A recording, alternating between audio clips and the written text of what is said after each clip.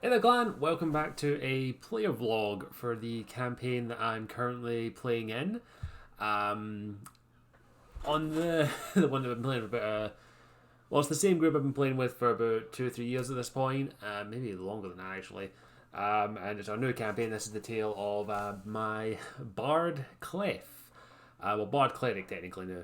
And I thought it's been a wee bit since I did the last one because we ended the last one with the big boss battle that we had with the godlike ones, and yeah, it was that's where we ended it up. And at that point, for a brief recap, it was one of those intense boss battles where literally crucial rolls were made. It was one of those nail grit ones that all it was going to take was one good roll or one bad roll on either side of either the DM or the players, and it would have been a TPK or a triumphant victory. Thankfully, it was a triumphant victory, but pretty much after the boss battle, we pretty much had a choice. We could either risk getting caught, or we could possibly just, continue on our quest to find the tears of the Sa, this particular relic, these relics that we were looking for. That this whole part of our little side quest was, and yeah, we had to go further into this like Mayan-esque temple, and we had to go down deeper. So we had to do it. We had to be stealthy, and it was basically one of those moments where our cleric had no tongue at the moment, so she couldn't cast any spells. Amma couldn't cast anything.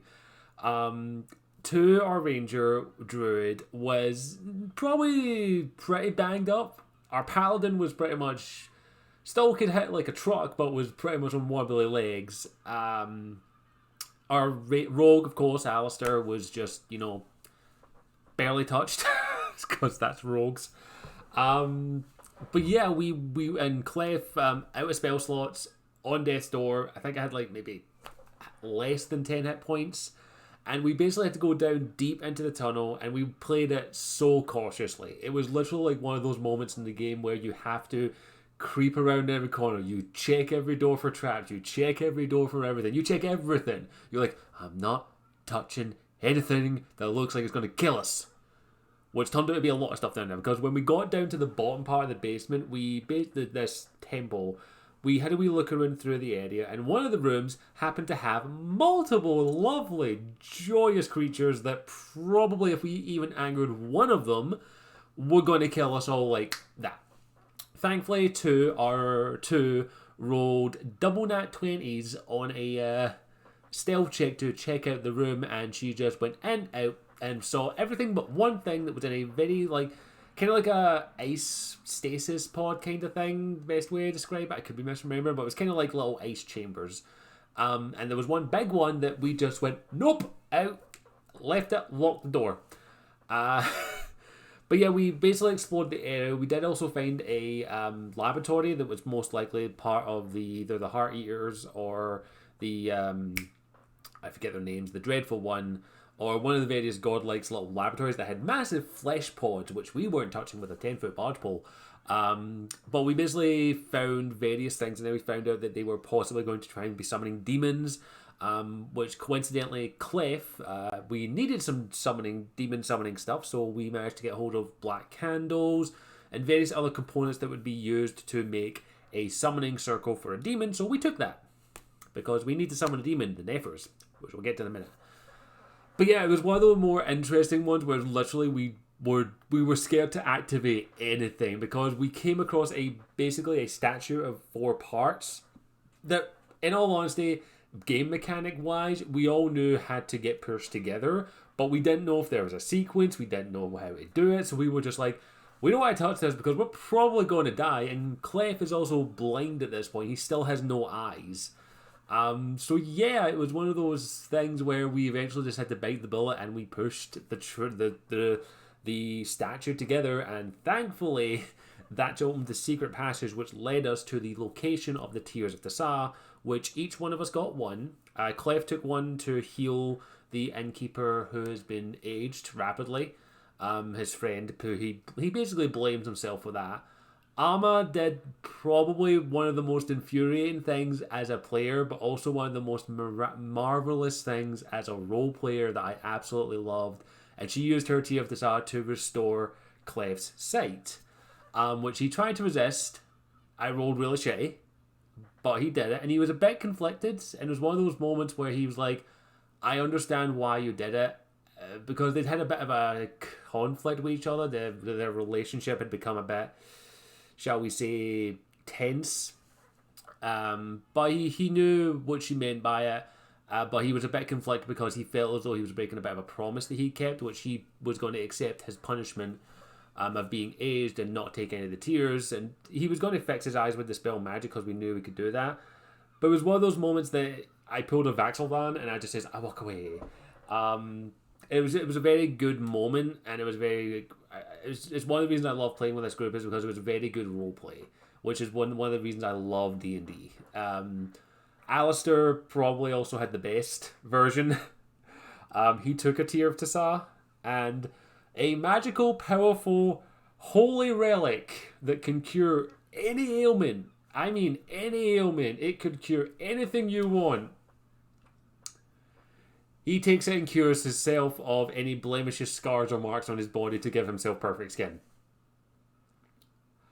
I was fucking infuriated as a player, and again, very impressed as a role player. It made sense for his character, and I fucking loved it. It was just like, I was like, you're such a vain prick. At least Clef was like that, and it was fantastic. Powerful magical artifact, and you give yourself perfect skin, it's going to get ruined probably in our next big boss battle. And I loved it. It was great. But we did eventually find our way out there and make our way back to the portal that would take us back in time to our present day.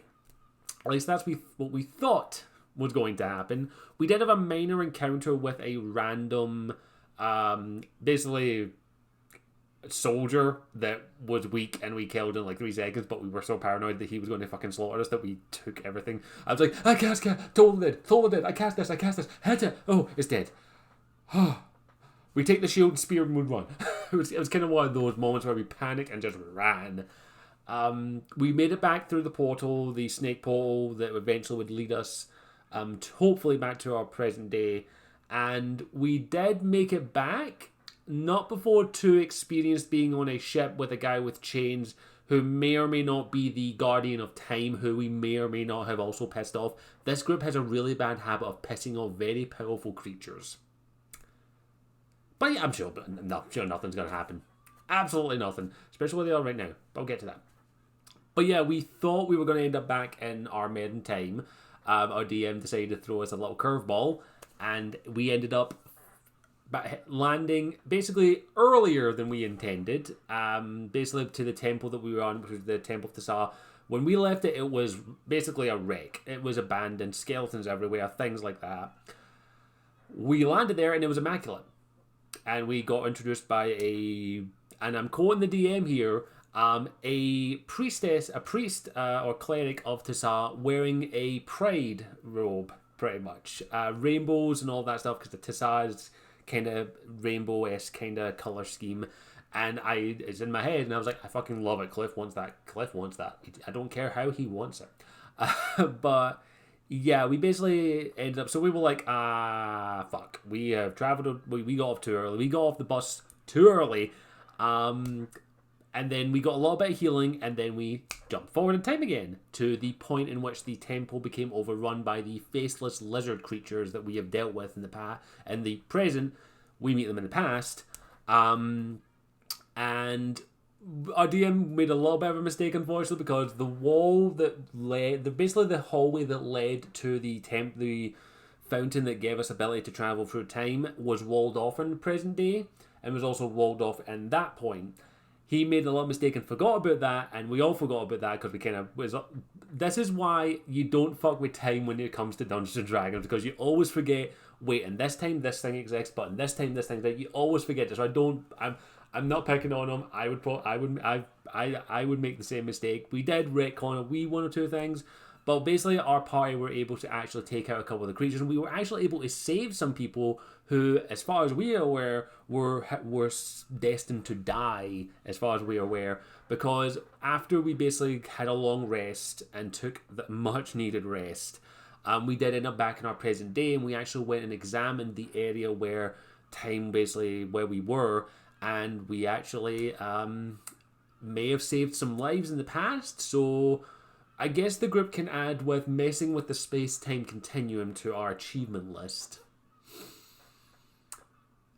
I am looking forward to seeing what happens, because there's a lot of stuff. Our DM did also give us a little bit of a dream sequence where we got to see basically the people that we'd helped in the past basically win the revolution, and humans dethroning the godlike ones, and one of the her name Rana, I don't remember her name, but she was basically one of the NPCs that was helping us through the entire area and was basically our voice to speak with people. We really liked her, and the last image we saw was her standing on atop the temple where we were, spear and shield in hand, with the symbol of Helm, which is Alma's deity, on there, and smiling. And it was probably a very beautiful moment, and it made me smile quite a bit. I'm actually starting to tear up a little bit, because it was such a good moment. To a little bit, one of those little things in your DM and your D&D heart that makes you go, we actually changed something, and it made us so happy. And it was nice to see one of those NPCs that we're never going to meet again, sadly, but we got to see her at the end of her story, and it was fucking amazing. And major props to Andreas for that. It was so good. He did a fantastic job with that. Now we get to the next the next part of this little story, which basically results us in having a very long, I'd say an hour debate, because the orc tribe that basically we had brokered passage through their territory to get to the Temple of Tasa, basically sent us a little note via a groundhog, which the baby griffin that is now sees too as its mama, most likely ate after it ran away. Yeah, we have a baby griffin as a party member now, because we killed its parents. At least one of them. We don't know where the other one is, but we kind of have to claim it now because we kind of fucked up. So it now sees two as mama. But yeah, they sent us a message. The orc Iker, I believe, is basically the Iker, I think, in my head, is kind of like the elder of the orcs, and like is you shut the fuck up and I'll beat you with my stick kind of person. It's most likely a spellcaster from what we've gathered. Sent a used message, but he basically sent us a letter saying that the Nephers, which is the big demon creature that has been hunting our party since pretty much the start of the campaign, maybe not the exact start, but basically I'd say within like the first couple of sessions we pissed off this guy, and he has constantly been hounding us, creating undead to come and kill us, basically just to eat our soul. He did kill us once, but we got saved by Marble, the deity that now Cleve is a patron of. But yeah, he sent us a letter saying that he doesn't believe that the soul thief, I believe they called him, either the soul thieves or the thief of souls, can't read this message, but he can hear us, of course. So the message basically says that you will come to our village, we will attack you, put up a fight, but surrender, allow yourselves to be captured, because we want to trick this fucker, this soul thief, into coming into our world, and then we will aid you in killing it. Much more poetically put than I just did, but we had a long debate. In character, we were basically writing on our infinite parchment roll and infinite quill ink, just passing messages a bit, but out of character we were discussing, like, I don't like this because Amma hates orcs, and is pretty much just like, no, fuck that shit, I am not allowing myself to be captured by orcs. Either I die or they die if they attack.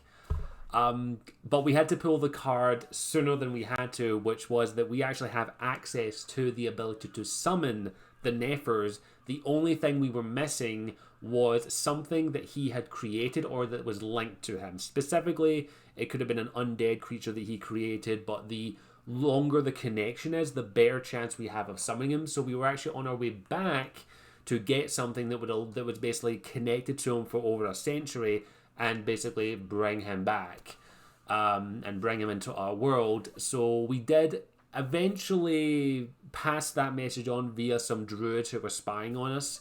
Basically just passed on the message to be like, I can summon him. Just basically saying, I can summon him. And we met with the Iker, presented some items that he was like, here, get me this shit. And he basically telepathically communicated with Clef saying, summon him then. And I was like, I need something of his to summon him. And trying to give that little bit of a debate and argument with him. Eventually it clicked in the Iker, because he's not the most arcane gifted person. But eventually it clicked in them what I was saying and what I needed.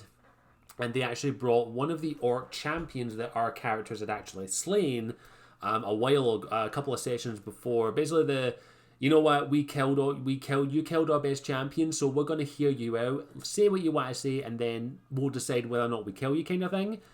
So we killed like 3 or 4 other champions, and one survived, and we got some nice magical items out of it. But yeah, we managed to get a hold of something that he had created, which was one of the champions and the undead that he had created, which he had sent to attack the orc village as a, hey, I'm going to fuck with you, and then probably communicated with them. So we began the ritual to summon the Neffers, which thankfully we had basically the most components that we needed.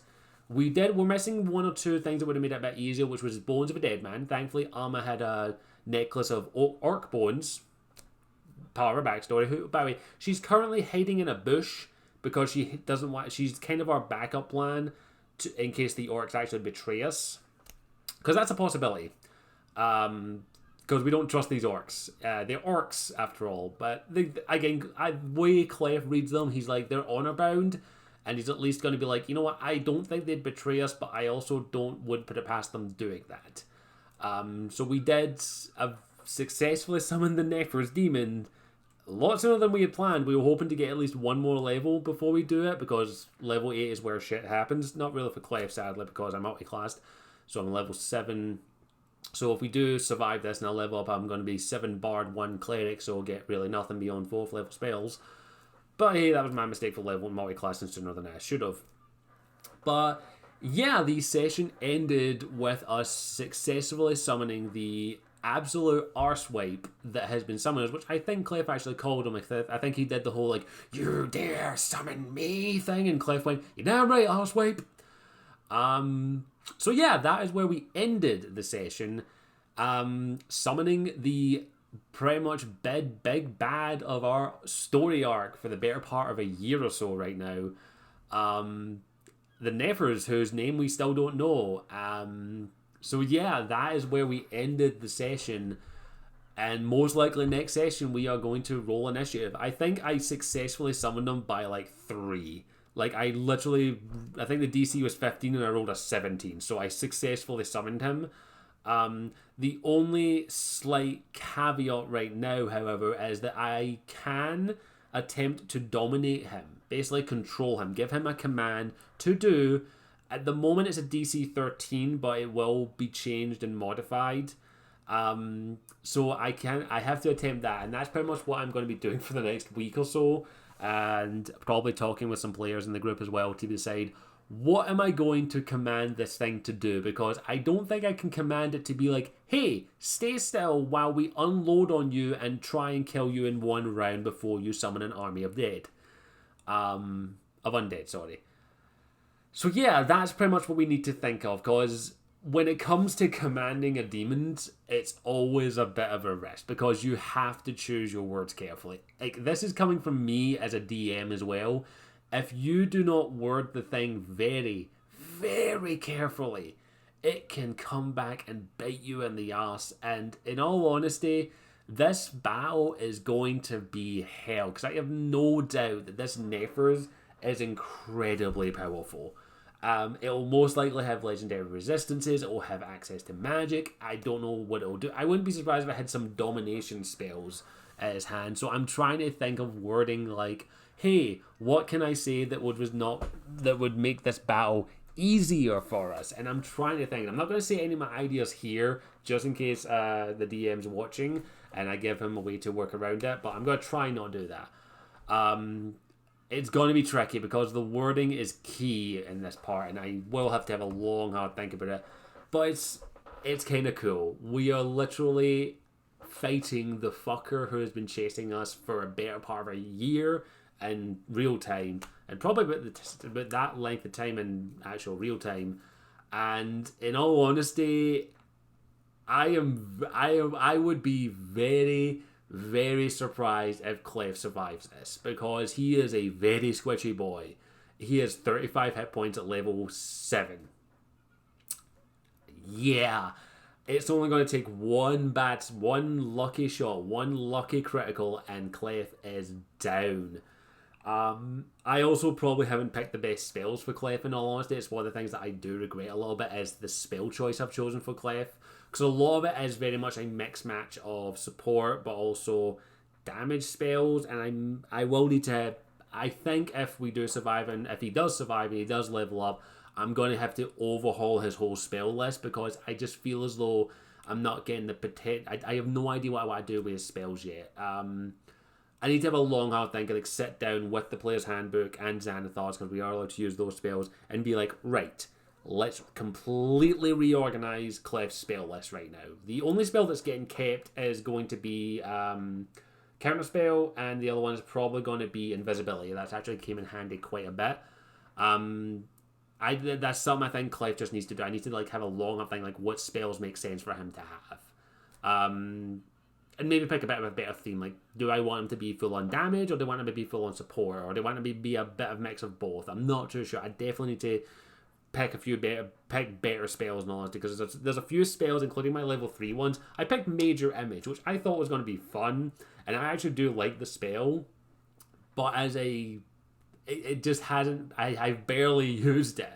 It came in handy here or there, but that's about it. So I'll need to have a bit of a think. But that all comes down to whether or not Clef survives this encounter, because that's the main thing. Like, this is a boss battle. This is the big, bad boss battle that, in all honesty, I would be very surprised if Clef survives.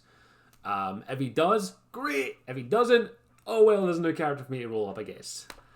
I'm hopeful that he'll survive. Like, I really, really like Clef. I really, really like playing him. He's probably one of my favourite characters that I've made. But we'll see.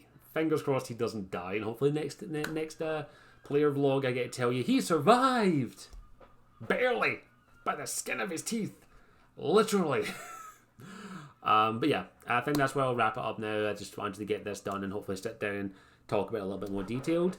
The next one I'll be doing of these will most likely be on my my DM group that I DM, because we have an 8-hour session next. So yeah, that's going to be fun. And also, I'm just going to show this off because they came in the mail and I need to show them off because I am so vain. They came. I got them. Yeah, I backed them. Don't judge me. The Vox Machina in Mighty 9 are mine. Yeah, I just wanted to show these off. I've shown them off on Twitter and all that, but I wanted to show them off because why the fuck not? If you're not going to be a geek, you may as well show them off, and I'll show off these as well. I am Bumazzo, and Doty, and Terry and Derrington. I had to show these off. Give me a break. I wanted to. Yeah, I'll wrap up the video now. I hope you enjoyed it. Feel free to let me know your player or DM stories in the comment section down below. Do enjoy reading them. And yeah, hope you enjoyed it. And as always, I'll see you all later. Ciao for now.